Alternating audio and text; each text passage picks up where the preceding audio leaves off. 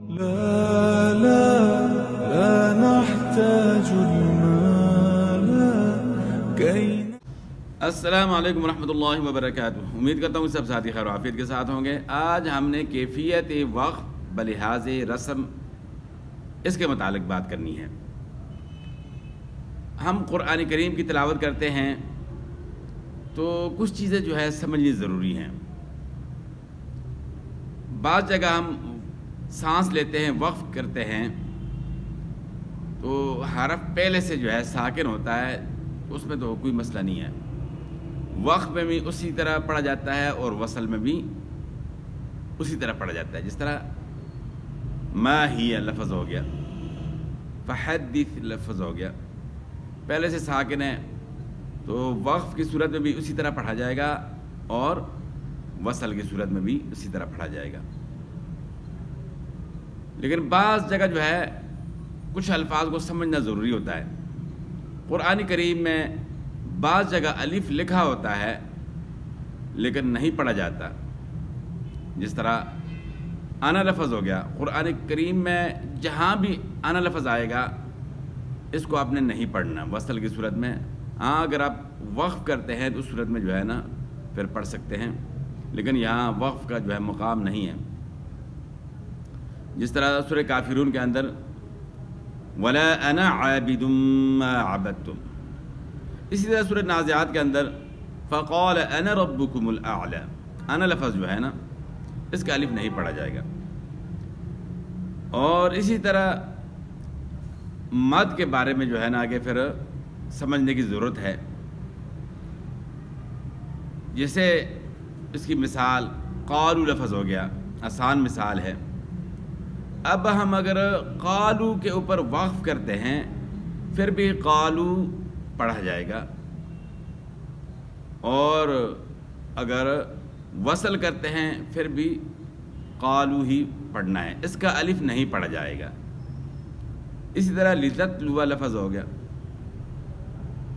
وقف کریں گے تو لتتلو۔ اور بعض جگہ تو قرآن کریم میں الف کے اوپر گول دائرہ یا کراس کا نشان لکھا ہوتا ہے، لیکن انا لفظ جو ہے اس کے ساتھ لکھا تو نہیں ہوتا۔ لیکن یہ آپ نے یاد رکھنا ہے کہ جہاں بھی انا لفظ آئے گا اس کا الف وصل کی صورت میں جو ہے آپ نے نہیں پڑھنا۔ اور اسی طرح بعض جگہ جو ہے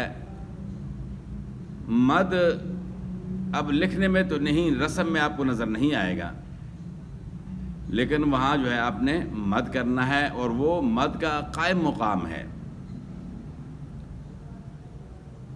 اس طرح آپ پڑھتے ہیں وَالضُّحَىٰ، اس طرح یستحیی، تو یہ الفاظ جو ہے اب لکھنے میں تو نہیں ہیں، لکھنے میں تو مد نہیں ہے لیکن مد کے قائم مقام ہیں، حروف مدہ کے قائم مقام ہیں، کھڑی حرکات۔ اب عرب لوگ جو ہے وہ ان حرکات کے محتاج نہیں ہیں، وہ سمجھ جاتے ہیں کہ یہاں جو ہے مد کرنا ہے، یہاں کھڑا زبر پڑھنا ہے، کھڑی زیر یا الٹا پیش جو ہے نا اس کو پڑھنا ہے، کھینچنا ہے، اور کہاں نہیں کھینچنا ان کو اندازہ ہو جاتا ہے۔ لیکن یہ کہ یہ صرف ہمارے لیے جو ہے نا یہاں اجمی لوگوں کے لیے ہے کھڑی حرکات۔ والضحیٰ لفظ ہو گیا، اس کے اوپر کھڑا زبر ہے۔ ابھی عربی جو ہے نا کئی عربی لوگ جو ہے نا وہ بغیر حرکات کے جو ہے نا اس طرح قرآن پاک کی تلاوت کرتے ہوں گے، لیکن وہ باقاعدہ مد بھی کرتے ہوں گے۔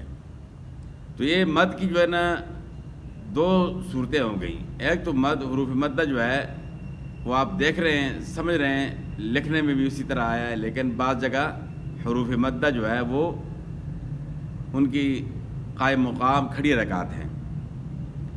تو ان دونوں صورتوں میں جو ہے آپ نے جو ہے نا مد کرنا ہے، اور جہاں مثلا کہ کھڑا زبر ہے تو وقف میں بھی کھڑا زبر پڑھا جائے گا اور وصل میں بھی کھڑا زبر پڑھا جائے گا۔ تو آپ نے قرآن کریم کی تلاوت کرنی ہے تو رسم کے مطابق کرنی ہے۔ اور جہاں مثلا کہ گول تا ہے آپ اس پہ وقف کریں گے تو وہ ہائے ساکنہ سے تبدیل ہو جائے گی. اسی طرح دو زبر پہ آپ وقف کریں گے تو وہ الف سے تبدیل ہو جائے گا. تو آپ نے قرآن کریم کی تلاوت رسم کے مطابق کرنی ہے. اس کو جو موٹی موٹی باتیں ہیں ان کو آپ نے سمجھنا ہے. تو باقی ملتے ہیں اگلی ویڈیو میں. والسلام.